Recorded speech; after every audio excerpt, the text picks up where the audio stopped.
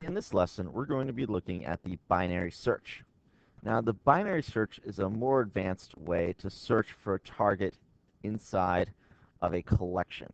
A binary search is extremely fast, but it requires a sorted collection to work. Now, a binary search works by continuing to split the array into half. Thus, it's able to only look at a smaller and smaller data sets. So given a collection of size 100, it's broken up into 50, then 25, then 12, then 6, then 3, then 2, then 1. So it's constantly split up into smaller and smaller sets. Now, since the collection is sorted, the program examines the middle value. It can determine which side of the collection the target that it's searching for is on. Thus, looking at the middle of the collection of a size 100, the program no longer has to worry about 50 elements and knows the target can't be in. So if the element in the middle is 50 and I'm looking for something that is 70, I no longer have to look at anything that's below 50. I can eliminate that half of the array.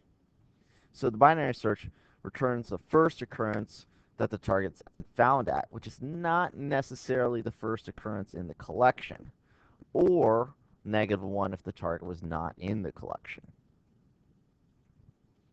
Now, here is what the binary search program looks like. So it receives an array, target, returns an int. If the length is equal to 0, returns -1 because there's nothing in the array. And then it has this first, last, and middle that's splitting the array up into.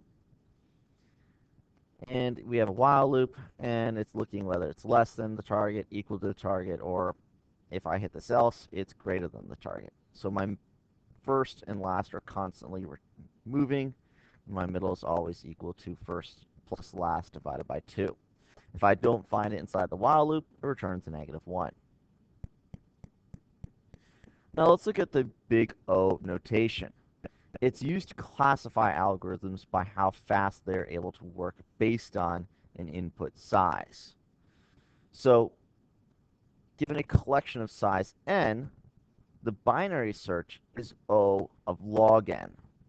So it's a linear time based.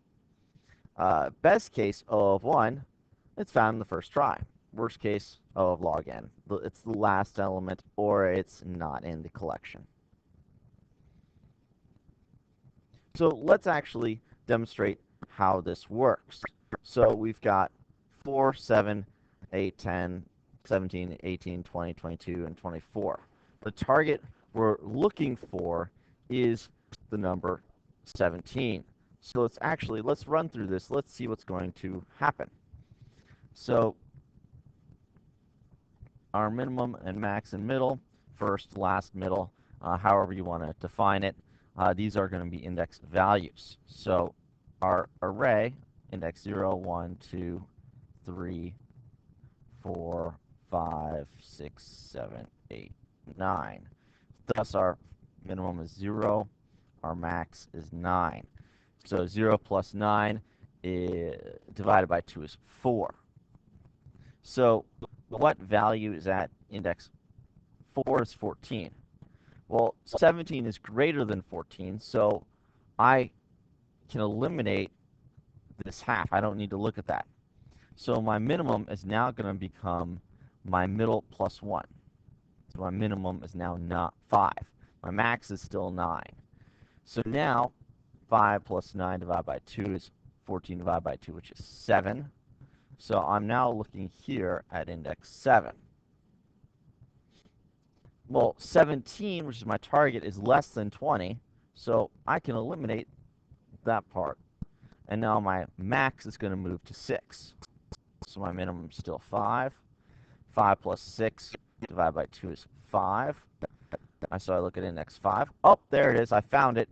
So I'm going to return middle. So 5 is returned because that's the index it was found at. Let's do that again, but let's change our target. So I got my index values here.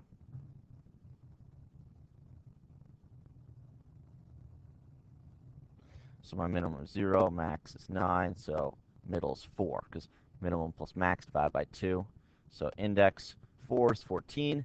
7 is less than that. So I don't need to consider that half of the array. So I can eliminate all of that. So my max is now going to move to minimum minus 1, which is 3. Minimum didn't change. 0 plus 3 divided by 2 is 1. So I'm now looking at index 1. And there it is. I found it. I found 7. So I'm going to return 1. So this run through only took 2 iterations. This run through took 3 iterations, which is extremely fast. Let's try this again. Now notice here on this one, I'm looking for a target of 19, which is not in our array. So that's our worst case scenario. So let's see how many iterations our worst case scenario takes. So minimum max is 4. There it is. 19 is greater than that. Thus, I can eliminate all of this. So my minimum is now 5. Max is still 9. So our middle 7. So I'm looking at 20. Oh, 19 is less than 20, so I'll eliminate that. So my max moves to 6. Minimum still 5. So our middle's 5. So look here. Oh, 19 is greater than that, so I eliminate him as an option. So my minimum moves up to 6. Max is still 6. Middle 6. So I'm looking here. Oh, it's not there.